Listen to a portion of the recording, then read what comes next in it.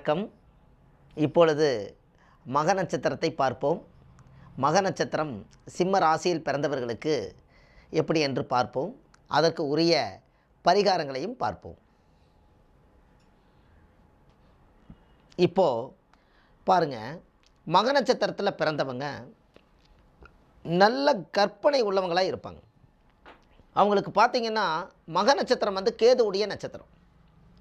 இந்த கேது ஞானகாரகன் என்று பொருள்.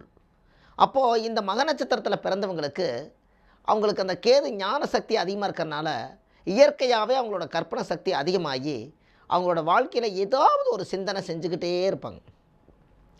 இந்த நட்சத்திரத்தை பிறந்தவங்க மகிழ்ச்சியாக வாழ்கிறதுக்காக ரொம்ப முயற்சி எடுப்பாங்க. அப்போது இவங்களுக்கு என்னென்னா சிம்ம ராசியில் பிறந்திருக்காங்க. அப்போ சிம்மம்னா என்ன? புகழ். நல்ல ஒரு பாராட்டு கிடைக்குமா, எனக்கு நல்ல ஒரு புகழ்ச்சி கிடைக்குமா, எனக்கு மாலை மரியாதை கிடைக்குமா, எங்கே போனாலும் என்னை உயர்த்தி பேசுவாங்களா, இது எல்லாமே சிம்மம் மனசுக்குள்ளே வச்சுக்கிட்டு மறைமுகமாக அதை எதிர்பார்க்கும். இந்த சிம்மத்துடைய குணமே அதுதான். அப்போது அமைதியாக இருப்பாங்க, ஆனால் கோபம் வந்தால் தாங்காது. கோபம் அவங்களுக்கு எப்போவுமே பார்த்திங்கன்னா எந்த நேரத்தில் எப்படி எந்த மாதிரி வருதுன்னு யாருனாலையும் சொல்ல முடியாது. நல்லா தான் பேசிகிட்டு இருப்பாங்க, திடீர்னு அது கோபம் வரும். அப்போது அந்த கௌரவத்துக்காக சிலதெல்லாம் அவங்கள கௌரவமாக தாழ்த்தி இறக்கணும்னா அவங்களுக்கு ஏதாவது ஒரு கோபங்கள் மனசு ஒரு சஞ்சலம் ஏற்பட்டு போயிடும். அப்போது இவங்களுக்கு என்ன அப்படின்னு கேட்டிங்கன்னா, ஒரு பேர் புகழ் பதவி இது எல்லாம் கிடச்சிருச்சுன்னா அவங்க அளவில்லாத ஒரு சந்தோஷத்தில் அவங்க வாழுவாங்க. அப்போ இதெல்லாமே உங்களுடைய மக நட்சத்திரத்தில் பிறந்தவங்களுக்கு எந்த காரியத்தை எடுத்தாலும் அதை செய்து முடிக்கணுங்கிற ஒரு எண்ணம் அவங்களுக்கு ரொம்பவே இருக்கும். அப்போது இந்த மக நட்சத்திரத்தில் மகம் ஜெகம் ஆளும்னு சொல்லுவாங்க. எல்லா ஊர் பக்கம் போய் மகம் என்பது பெரிய லெவலில் வளர்கிறதுக்காக எல்லா வேலைகளையும் அது தெளிவாக செய்ய ஆரம்பிச்சிடும். அப்போது எப்படியோ ஒரு காரியத்தை செய்து முடிச்சுட்டு தான் அவங்களுக்கு ஒரு நல்ல ஒரு அமைப்பு இருக்கும்.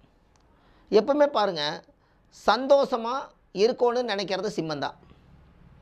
ஒரு நல்ல மனநிறைவோட ஒரு சந்தோஷத்தோட எல்லா சுகபோகத்தையும் அனுபவித்து கம்பீரமாக வாழ்ந்துட்டு போகணும்னு நினைக்கிறது சிம்மந்தான்.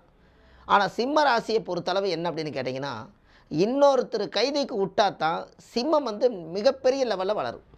அது தானாக வளரணும்னு நினச்சா அது ரொம்ப கஷ்டப்பட்டு தான் வளரும். ஆனால் இன்னொருத்தருடைய பிடியில் அது இருந்து இன்னொருத்தர் மேலே தூக்கி விட்டாங்கன்னா அவங்க எவ்வளவோ தூரத்துக்கு கொண்டு போய் வளர்த்தி விட்டுருவாங்க.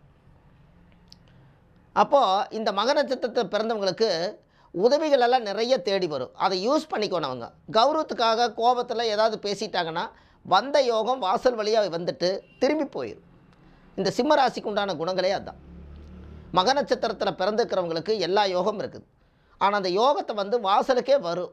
நாம் தான் அதை ஒரு தெளிவான முறையில் அந்த கருத்தை எடுத்துக்கிட்டு அது அழகாக போகணும். இல்லைன்னா அந்த மாற்றமே மாறிடும். அதே போல் அரசாங்கம், அதாவது சிம்மமே சூரியனோட வீடு. அப்போ சிம்மமே சூரியனோட வீடுன்னு சொல்லும்போது அந்த சூரியன் அரசாங்க கிரகம். அப்போ அரசாங்கத்தினால இவருக்கு ஒரு உதவி எப்பவுமே கிடைக்கும். இவரை கூட்டிகிட்டு போனீங்கன்னா அரசாங்கத்தில் எந்த ஒரு பதவியாக இருந்தாலும் சரி, பேர் புகழாக இருந்தாலும் சரி, இவர் செல்வாக்கு வச்சு நம்மளுக்கு ஒரு வேலை வாங்கி கொடுத்துருவார். அப்போது கௌரவமாக எதையுமே சாதிச்சு விடுவார். எதுவுமே ஒரு கௌரவமாக செய்வார். அதோ அவர்கிட்ட இருக்கக்கூடிய ஸ்பெஷலை அவர் நட உடை பாவனை எல்லாமே பார்த்திங்கன்னா அந்த கம்பீரமான தோற்றத்தில் போய் ஒரு செல்வாக்கு வச்சு அவர் இவருன்னு சொல்லி எல்லாம் பேசி அது ஒரு தோற்றத்தில் கொண்டு பலப்படுத்திடுவார். ஆனால் பாருங்கள், அந்தளவுக்கு அவங்களுக்கு பிடிவாத குணம் இருக்கும். அந்த பிடிவாத குணம் இல்லாமல்லாம் இருக்காது. எல்லாமே இந்த பிடிவாதம் இருக்கும். சிங்கம்னா சிங்கம் என்பது ராஜ நடை, யாருக்கும் பயப்படாது. அந்த ராஜ நடை நடந்து அதில் போய் அந்த சிங்கமாகவே காமிக்கும். அந்த குணங்களை தான் அவங்க வாழ்ந்துக்கிட்டு இருக்காங்க. அதனால தான் அவங்களுக்கு யாரையும் அவ்வளவு சீக்கிரமாக நம்பவே மாட்டாங்க. ஆனால் நம்பிட்டாங்கன்னா மனம் இறங்கி எல்லா விஷயத்தையும் ரொம்ப தெளிவாக செய்வாங்க.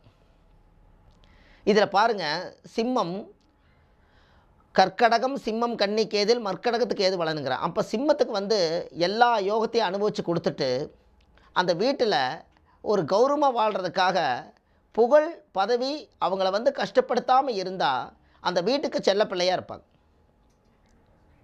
அப்போது மருத்துவ குணம் உள்ள நட்சத்திரம். மருத்துவ குணம்னு என்ன? மக நட்சத்திரம் மருத்துவ குணமுள்ள நட்சத்திரம். அந்த மருத்துவ குணம் எல்லாம் பார்த்திங்கன்னா அவங்க கையில் மருந்து வாங்கி சாப்பிட்டா உடனே குணமாயிரும். அவங்க போய் மருந்து வாங்கிட்டு கொடுத்தாலும் குணமாயிரும். மருந்து அரைச்சி கொடுத்து நீ சாப்பிடுன்னு சொன்னாலும் குணமாயிரும். ஏன்னா மக நட்சத்திரம் வந்து மகான்களுடைய நட்சத்திரம். சித்தர்கள் அந்த காலத்தில் மூலிகை கண்டுபிடிச்சு சில நட்சத்திரத்துகளுக்கு மட்டும் மருத்துவ குணத்தை கொடுத்துருக்காங்க. இந்த நட்சத்திரக்காரர்கள்லாம் பாருங்கள், டாக்டரு, நர்ஸு, இந்த மாதிரி வைத்தியம் பார்க்குறவங்க, ஹோமியோபதி, வைத்தியசாலை வச்சுக்கிறவங்க, கை கால் முட்டி முழங்கால் நீவி விடுறவங்க, இவங்கெல்லாம் பாருங்கள் இந்த நட்சத்திரத்தில் தான் அவங்க இருப்பாங்க. அப்போது இவங்களுடைய ஜாதகத்தில் என்ன ஒரு யோகம்னு கேட்டிங்கன்னா, இவர்களுடைய கையினால் மருந்து வாங்கி சாப்பிட்டாலும் குணமாகும். இவங்க ஏதாவது ஒரு பேர் வச்சு புகழ் வச்சு ஏதாவது வாழ்ந்துட்டு இருந்தாலும் இவங்க பேரை சொல்லி நம்மளும் வாழ்ந்துக்கலாம். அப்போது இதெல்லாம் வச்சு பாரம்பரியமாக இவங்க வீட்டில் வந்து எல்லாத்தையுமே தேடி வைக்கக்கூடிய செல்வம் பூராமே சிம்மந்தான். அப்போது இவங்களுக்கு என்ன அப்படின்னு கேட்டிங்கன்னா, சொத்துக்களை எல்லாம் பராமரித்து அந்த பாரம்பரிய பூர்வீகத்தில் அவங்களுக்கு என்னென்னமெல்லாம் யோகம் இருக்குதோ அந்த யோகத்தை எல்லாமே அனுபவிக்கணுங்கிறதுக்காக வார்த்தைக்கு வார்த்தை என்னுடைய பாரம்பரியத்தை நான் காப்பாற்ற போகிறேன், என்னுடைய பூர்வீகத்தை நான் காப்பாற்றணும், என்னுடைய தாத்தா வாழ்ந்தெல்லாம் பார்க்கணும், இது எல்லாத்தையுமே அந்த பாரம்பரியம் என்று பிடித்து கொண்டு அந்த சிம்மம் வந்து அந்த கால வருஷத்துக்கு 5வது வீடாக இருக்கிறனால 5ஆம் இடம் என்பது பூர்வீகம். அந்த பூர்வீகத்தை வந்து அவங்க பலமாக பேசிகிட்டே இருப்பாங்க. அவ்வளவு சீக்கிரமாக அதை விடமாட்டாங்க. அந்த பாரம்பரியத்தினுடைய வாழ்வாதாரத்தவே பிடிச்சு கொண்டு பேசுவாங்க. இந்த சிம்மத்துக்கு அவ்வளோ பெரிய பவர் இருக்குது.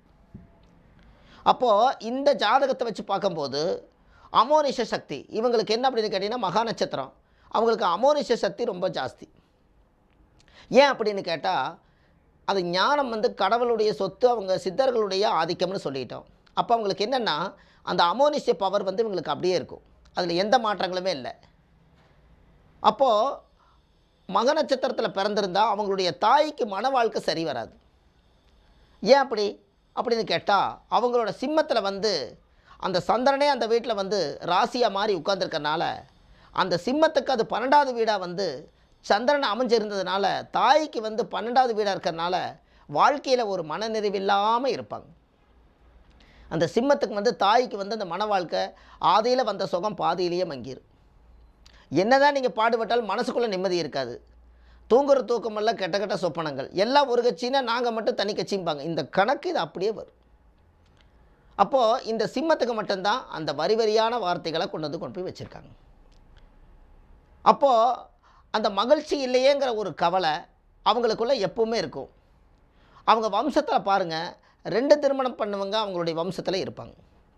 காதல் திருமணம் பண்ணவங்க, 2 திருமணங்கள் பண்ணவங்க, அந்த சிம்மராசிக்காருடைய அவங்களுடைய தாத்தா பாட்டி பாட்ட வழியில் வம்சாவளியில் எல்லாம் பார்த்திங்கன்னா இந்த மாதிரி இருக்கிறவங்க எல்லாமே சிம்மராசிக்காரில் இருக்கிறவங்களுக்கு எல்லாத்துக்குமே 2 திருமணம் அவங்களோட வம்சத்தில் இருக்கும்.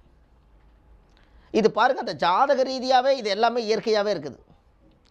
இவங்களுக்கு என்னென்னா, கடைசி காலத்தில் மலை சார்ந்த பகுதியில் நான் குடியிருக்கணும், அமைதியான வாழ்க்கை வாழணும், எனக்குன்னு ஏதாவது ஒரு ஆதரவு கடைசியில் கிடைக்குமா, ஒரு பாசம் கிடைக்குமா, அன்பு கிடைக்குமா, அதுக்கு நான் எங்கே போய் தேடணும், இப்படி எல்லாம் இந்த சிம்மம் யோசிச்சுக்கிட்டே இருக்கும். அப்போ அந்த சிம்மத்துக்கு உண்டான பவரே என்ன அப்படின்னு கேட்டிங்கன்னா, கடைசி காலத்தில் அது குகை. சிங்கம் என்பது வாழ்வது குகை, அது தனிமையாக வாழணும்னு ஆசைப்படும். அதனால தான் சிங்கம் வந்து கடைசி காலத்தில் அது தனியாக யோசிக்குது. அதே பாருங்கள், சிம்மன்னா உயர்ந்த இடம், மாடி வீட்டில் வாழணும்னு ஆசைப்படுவாங்க, மாடி கட்டி வாழணும்னு ஆசைப்படுவாங்க, மாடியில் தொழில் பண்ணணும்னு ஆசைப்படுவாங்க, 2 மாடி கட்டி 3 மாடி கட்டி அதுக்கு மேலே குடியிருக்கலாம்னு ஆசைப்படுவாங்க. எல்லாமே அந்த உயர்ந்த எண்ணங்கள், உயர்ந்த பவர், இது எல்லாமே சிம்மந்தான்.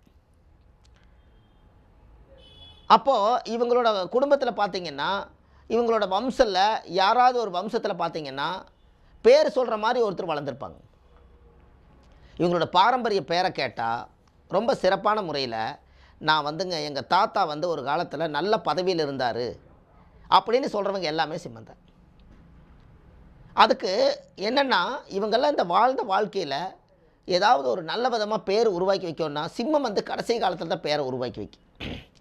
அவர் 40 வயசுக்கு மேலே தான் சிம்ம ராசிக்கார் நல்லா இருப்பாங்க.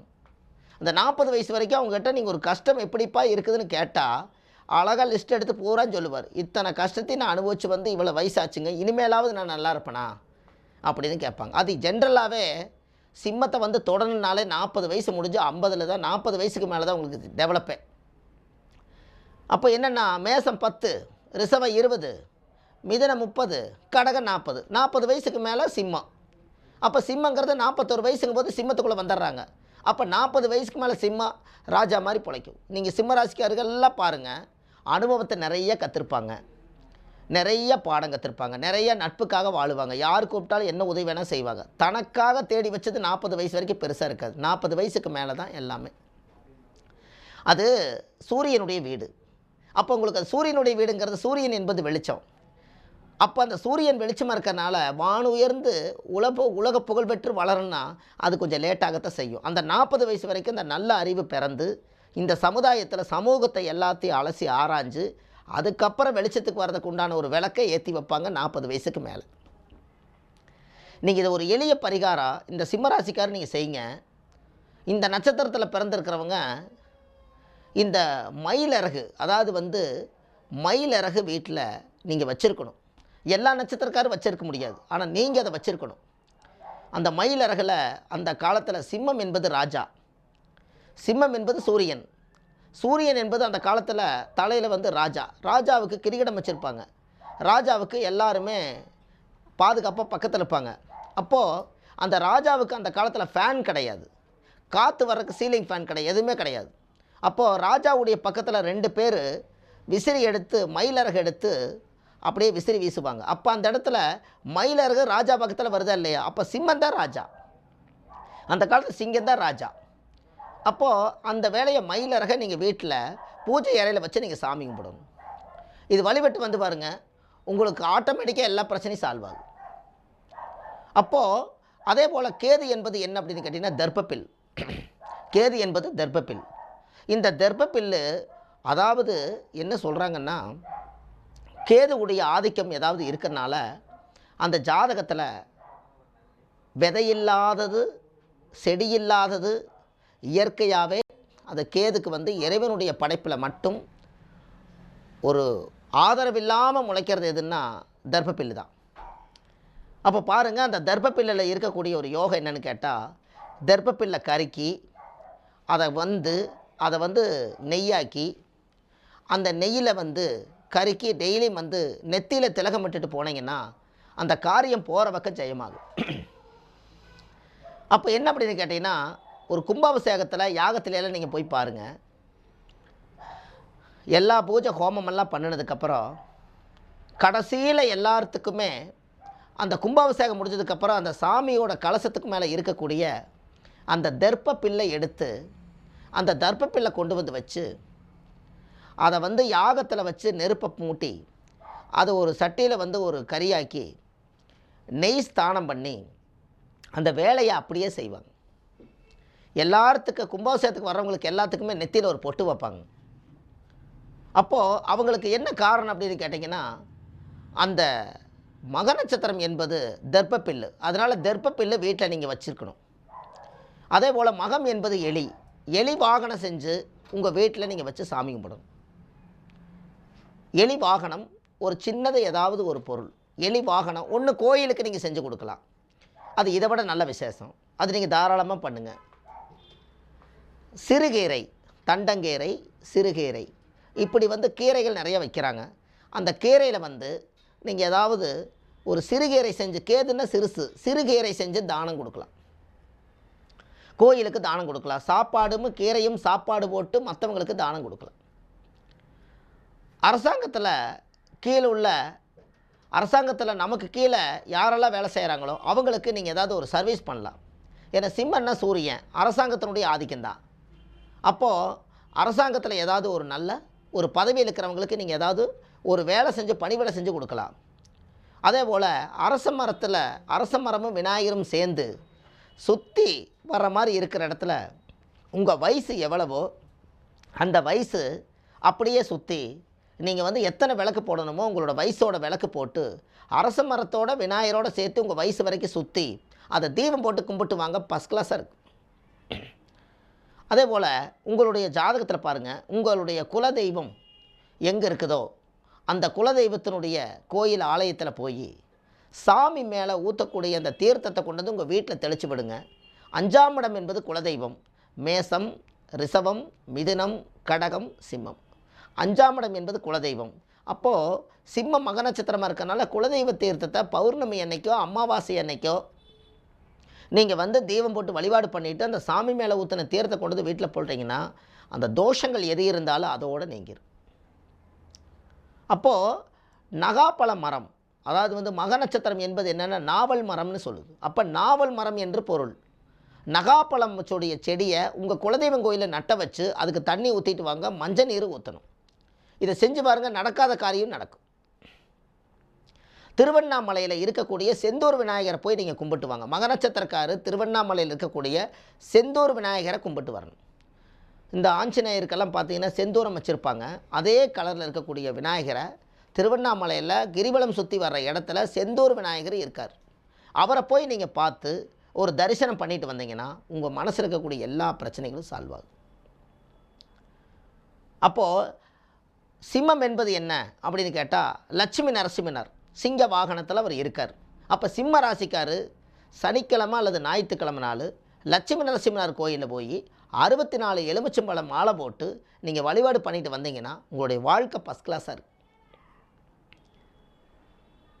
அப்போது அந்த சிம்ம வாகனம் எங்கே சிம்ம வாகனி இருக்குதோ அந்த இடத்துல தேங்காவளை உடைச்சி வச்சு சாமி கும்பிட்டு கையெடுத்து கும்பிட்டு வந்தீங்கன்னா அதை விட ஒரு பிரச்சனை எதுவுமே வராது. எப்பவுமே ஒரு திருஷ்டி நம்மளை விட்டு போகணுன்னா சிம்ம ராசிக்கார் சிங்க வாகனத்துக்கு தேங்காவளை உடைச்சி வச்சு சாமி கும்பிடணும். அவர் தான் அந்த வாகனம் தான் நீங்கள், அதுதான் உங்களை பார்க்குது, நீங்கள் தான் அவரை பார்க்குறீங்க. அதுக்கு வழிபாடு பண்ணால் எல்லாமே நல்லாயிருக்கு. சிம்ம சாதாரண விஷயம் இல்லை. பாருங்கள், எல்லாரும் கோயில் கட்டும்போது ஒரு சாமிக்கு தீர்த்த வரதும் கூட சிம்ம வாகனம் வச்சு தான் வாய் வந்து பண்ணுவாங்க. ஒரு சின்ன ஒரு திருவாச்சி பிராவலியே செய்கிறாங்க, அதோட உச்சியில் பாருங்கள் சிம்ம வாகனி வச்சுருப்பாங்க. எத்தனை கோபுரங்கள் கட்டினாலும் சிம்ம வாகனம் வச்சுருப்பாங்க. ஒவ்வொரு தூண்லையும் பாருங்கள் சிம்ம வாகனி இருக்கும். ஒவ்வொரு மேலை சாமியை சுற்றி பாருங்கள் காவலாளியே சிம்ம வாகனி இருக்கும். அப்போ இது எல்லாத்துக்குமே அந்த சிம்ம வாகனி ஏன் கொடுத்தாங்கன்னா அந்த காலத்திலேயே இதை வந்து ஒரு ராஜ கிரகமாக எடுத்துக்கொண்டு இந்த ராஜ அம்சமாக இருக்குன்னு சொல்லி அந்த காலத்திலே சிம்மத்துக்கு ஒரு முக்கியத்துவம் கொடுத்து வச்சுருக்காங்க. அதனால தான் மக நட்சத்திரம் ஜெகத்தாளாமல் போகாது அப்படி என்று பொருள். அப்போது இது பாருங்கள், விநாயகர் கோயிலுக்கு அபிஷேகம் தேன் வாங்கி கண்டிப்பாக கொடுக்கலாம். ஏன்னா கேது வந்து தேனை குறிக்கும். அதனால் விநாயகர் கோயிலுக்கு கொண்டு போய் தேன் அபிஷேகம் பண்ணிட்டு வாங்க, உங்களோட பிரச்சனை வந்து அப்படியே சால்வ் ஆகும். இது கடன் நிவர்த்தி ஆகிறதுக்கும் தேன் அபிஷேகம் பண்ணலாம். மருதமலையில் இருக்கக்கூடிய பஞ்சபூதம், அதாவது வந்து மேசம், ரிஷபம், மிதுனம், கடகம், சிம்மம், இந்த 5 பஞ்சபூத ராசியாக இருக்கிறனால இது பஞ்சபூத ராசி தான். எப்படி 5ஆம் இடத்துடைய சிம்மம். அப்போது சிம்ம வாகனியாக இருந்து மக நட்சத்திர விநாயகர் உருவம் எடுத்ததுனால பஞ்சமுக விநாயகருக்கு போய் 5 விளக்கேற்றி உங்கள் நட்சத்திரத்தன்னைக்கு மாலை வாங்கி போட்டு சாமி கும்பிட்டு வந்தீங்கன்னால் உங்களுக்கு எல்லா காரியங்களும் சிறப்பாக நடக்கும். இந்த பூஜை அறையில் பார்த்தீங்கன்னா உங்களுக்கு சித்தர்களுடைய படம், மகான்களுடைய படமெல்லாம், சப்த ரிஷிகளுடைய படத்தெல்லாம் வச்சு நீங்கள் வழிபாடு பண்ணிட்டு வாங்க. ஏன்னா அதெல்லாம் உங்களுடைய பாரம்பரியத்தில் அதெல்லாம் கும்பிட்டுட்டு இருந்தாங்க சிம்மத்தில். அதனால் இன்றைக்கி அது வேணால் விட்டு போயிருக்கலாம். திரும்பவும் சிம்ம ராசிக்காரு, சிம்மம் என்பது என்னென்னா மகான்கள், கேது என்பது சப்த ரிஷிகள். சப்த ரிஷிகளுடைய படத்தை நீங்கள் வைங்க, நல்லாயிருக்கும். இதை செஞ்சு பாருங்கள், அட்டகாசமாக இருக்கும். அதே போல் 18 சித்தர்களுடைய படத்தை வைங்க. இந்த 18 சித்தர்களில் ஏதாவது ஒரு வம்சத்தில் நம்ம பிறந்திருப்போம். அதுதான் நம்மளுடைய சித்தர்களுடைய பாரம்பரியம். அதையெல்லாம் நீங்கள் செய்து வரும்போது தான் உங்களுடைய வாழ்க்கையில் ஒரு சுபிட்சம் ஏற்பட்டு அது ஒரு விளக்கம் மாறும். அதே போல் கும்பகோணத்தில் சிம்மராசியில் பிறந்திருக்கிறவங்க சூரியனார் கோயிலில் போய் காலையில் 6 மணிலேருந்து 7 மணிக்குள்ளே சூரிய ஓரையில் உங்களோட வயசு எவ்வளவோ அவ்வளவு தீபம் ஏற்றி உங்களோட கோரிக்கையெல்லாம் கொண்டு போய் சூரியனார் கோயிலில் வச்சு நீங்கள் நமஸ்காரம் பண்ணி சாமி கும்பிட்டு சூரிய நமஸ்காரம் பண்ணிட்டு வாங்க. உங்கள் பிரச்சனையெல்லாம் நிவர்த்தியாகி அந்த விளக்கு சுடர்விட்டு எரியக்கூடிய உலக வானுயர்ந்து நிற்கும். இதை நீங்கள் செஞ்சு பாருங்கள், ரொம்ப நல்லாயிருக்கும். அதே போல் வீட்டில் காலையில் எழுந்திரிச்சு சிம்ம ராசிக்கார் அதிகாலையில் சூரிய நமஸ்காரம் பண்ணாலே அன்றைய பொழுது நல்லாயிருக்கும். இதை நீங்கள் செஞ்சு பாருங்கள், ரொம்ப கரெக்டாக இருக்குது. அப்போது சூரியன் என்பது உதயமாகும் போது ஆரஞ்சு கலரில் இருக்குது, அஸ்தமனமாகும் போதும் ஆரஞ்சு கலரில் இருக்குது. அப்போ ஆரஞ்சு பழத்தை வாங்கி 6 கிலோ வாங்கி தானம் செஞ்சுட்டு வாங்க. சூரியன் காலையில் 6 மணிக்கு மேலே சூரிய உதயமாயிரும். அப்போ 6 கிலோ ஆரஞ்சு பழம் வாங்கி ஞாயிற்றுக்கிழமை அன்னைக்கு நீங்கள் தானம் கொடுத்துட்டு வாங்க. 6 5 அது என்ன 6 5 6 5 11. அப்போ அது வந்து ஒரு காலத்தில் அந்த சொலையில் வந்து 11 சொலை இருந்திருக்குது. அதனால் 6 5 சேர்த்து 6 5 11 அதை சொல்லியிருக்காங்க. 11 என்பது லாபம். இதை செஞ்சுட்டு வாங்க, நமக்கு லாபமாக பிறக்கும். அப்போது மருத்துவ குணமுள்ள நட்சத்திரம்னு மக நட்சத்திரத்தை நம்ம சொல்லிட்டோம். அப்போ நம்மளுக்கு என்ன அப்படின்னு கேட்டிங்கன்னா, மருத்துவ குணம் இருக்கிறதுனால நோயாளிகளுக்கு யாரோ ஒருத்தருக்கு நோய்க்கு வைத்தியம் பார்க்கலாம். இந்த நட்சத்திரக்கார் வைத்தியம் பார்த்தா உங்களுக்கு பெரிய பாரம்பரிய புண்ணியம் இருக்குது. அது எந்த மாற்றங்களுமே இல்லை. அப்போது அணையாத விளக்கு சூரியன் இன்றைக்கி வரைக்கும் அணையாமல் எரிஞ்சிட்டு இருக்குது. வடலூரில் வள்ளலாரை போய் கும்பிட்டுட்டு விளக்கு வாங்கிட்டு வந்து அணையாத ஜோதி வீட்டில் ஏற்றி வச்சிங்கன்னா அருமையாக இருக்குது உங்கள் வாழ்க்கை. நீங்கள் செஞ்சு பாருங்கள், ரொம்ப ஃபஸ்ட் கிளாஸாக இருக்குது. அது வடலூர் இருக்கக்கூடிய கோயிலுக்கு தான் நம்ம போயிட்டு வரணும். அப்போ சூரியன் என்பது யார்? தானியத்தில் கோதுமை. காலையில் ஞாயிற்றுக்கிழமை அன்னைக்கு சூரிய ஓரையில் 6 கிலோ கோதுமையை வாங்கி 9 முறை தலையை சுற்றி 6 நாள் படுத்திருந்து காலையில் கொண்டு போய் மறுநாள் ஞாயிற்றுக்கிழமை அன்னைக்கு கொண்டுட்டு போய் ஓடுற நதியில் கொண்டு போய் நீங்கள் என்ன நினச்சி என்னுடைய தோஷம் போகணும்னு நினச்சி போடுறீங்களோ அந்த தோஷம் அன்னையோடு நீங்கும். சூரிய தோஷம் நிவர்த்தியாகும். உங்களுக்கு சூரியன் திசை நடக்கும், சூரியன் புத்தி நடக்கும், சூரிய அந்தரங்கள் நடக்கும், சூரிய சூட்சமங்கள் நடக்கும். இது எல்லாத்துக்கும் சேர்த்து கோதுமையை தலையை சுற்றி ஓடுற நதியில் கொண்டு போய் விட்டால் உங்களுடைய வாழ்க்கை சுபிட்சமாக இருக்கும். அதே போல் அச்சு வெள்ளம். சூரியன் என்பது வெள்ளம். அந்த மண்டை வெள்ளம் பெருசு. அந்த வெள்ளத்தை 6 மண்டை வெள்ளம் எடுத்து பெரிய அளவுக்கு ஒரு அச்சு வெள்ளம், அது உருண்டையாக இருக்கும் வெள்ளம். அந்த வெள்ளத்தை 6 முறை தலையை சுற்றி எவ்வளவு கடன் பிரச்சனை இருந்தாலும் ஓடுற நதியில் கொண்டு போய் நீங்கள் விட்டுட்டிங்கன்னா அந்த வெள்ளம் போய் நதியில் போய் உருண்டு உருண்டு உருண்டு உருண்டு கரைஞ்சு அது அப்படியே ஒன்றும் இல்லாமல் போயிடுச்சுனாலே உங்களுக்கு கடன் நிவர்த்தியாகிறதுக்கு உண்டான வழிகளும் உங்களுடைய எதிர்பார்ப்பும் கண்டிப்பாக கிடைச்சிடும். அப்போது சிங்க வாகனத்தை வீட்டில் ஏதாவது ஒரு உருவ வழிபாடு கரெக்டாக செஞ்சுருங்க. சிங்க வாகனத்தை வீட்டில் கொண்டு வந்து வச்சுருங்க. அது உங்களுக்கு ரொம்ப சிறப்பாக இருக்கும். இப்படி எல்லா சிம்ம ராசிக்காரங்க மக நட்சத்திரத்தில் பிறந்திருக்கிறவங்க 1ஆம் பாதம், 2ஆம் பாதம், 3ஆம் பாதம், 4ஆம் பாதம், இந்த 4 பாதத்தில் உட்காந்துக்கிறவங்களுக்கு இந்த குணங்கள் அப்படி இருக்கும். அதே மாதிரி இந்த எளிய பரிகாரங்கள் உங்களுக்கு நம்ம சொல்லியிருக்கிறோம். இது எல்லாம் நீங்கள் எடுத்துக்கொண்டு உங்களுடைய வாழ்க்கையில் ஒரு வெளிச்சத்துக்கு வர்றதுக்காக அந்த காலத்தில் சித்தர்கள் எல்லாம், முனிவர்கள் எல்லாம், ரிஷிமார்கள் எல்லாம் இது எல்லாத்தையும் ஒன்றா சேர்த்தி இந்த ராசிக்காரங்க, இந்த நட்சத்திரக்காரங்க இப்படியெல்லாம் குணங்களில் வாழ்கிறாங்க, இதற்கு உட்பட்ட கோயிலுக்கு போயிட்டு வந்தால் எனக்கும் பரிகாரம் நிவர்த்தியாகும் என்று சொல்லி அந்த காலத்திலேயே ஓலைச்சுவடியில் எழுதி வச்சிருக்கிறனால அதை எல்லாத்தையும் ஒன்றா சேர்த்து புகுத்து இன்றைக்கி எளிய முறையில் உங்களுக்கு இதை தொகுத்து இதை மக்களுக்காக நம்ம சமர்ப்பணம் பண்ணுறோம். இதை எடுத்து நல்ல விதமாக நீங்கள் செய்து வச்சுட்டு வாங்க.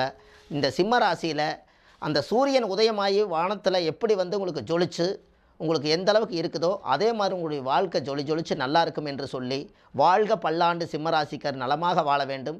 அவர்களுக்கு சிம்மராசிக்காரர்களுக்கு இப்பொழுது எல்லா தோஷங்களும் இந்த பரிகாரம் செய்தால் நிவர்த்தி ஆகும் என்று சொல்லி உங்களுக்கெல்லாம் இந்த பரிகாரத்தை சொல்லி உங்களுக்கு எளிமையாக கொடுத்திருக்கிறேன். நல்லபடியாக வாழ வேண்டும். நன்றி, வணக்கம்.